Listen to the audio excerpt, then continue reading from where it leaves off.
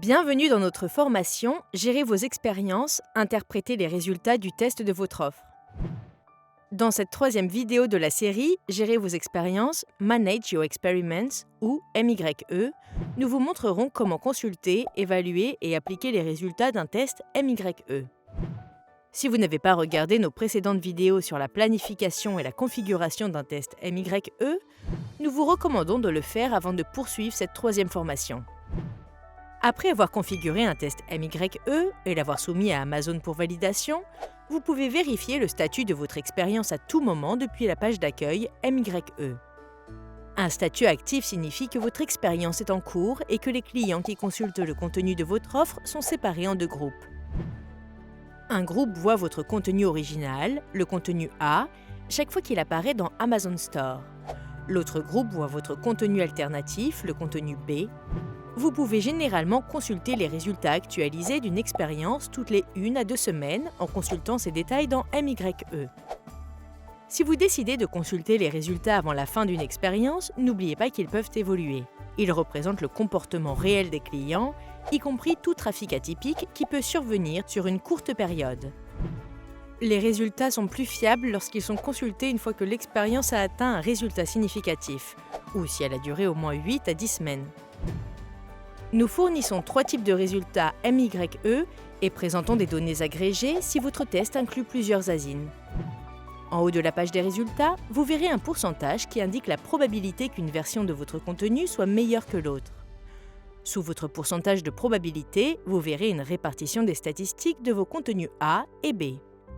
Vous pouvez comparer le nombre total d'unités vendues et les ventes totales associées à chaque version. Vous pouvez également consulter la taille de l'échantillon pour chaque version de votre contenu que nous utilisons pour calculer 2 pourcentages.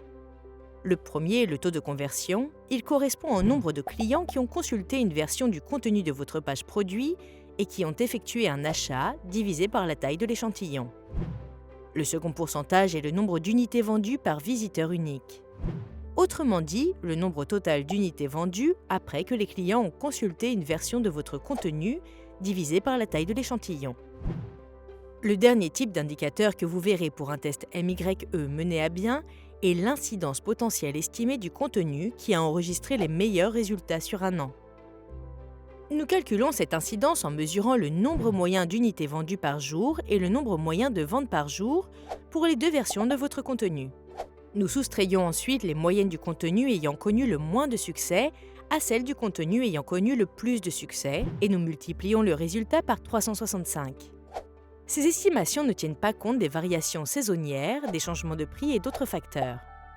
Elles ne garantissent donc pas les ventes futures, mais elles peuvent vous aider à comprendre comment les résultats de votre expérience MYE peuvent évoluer.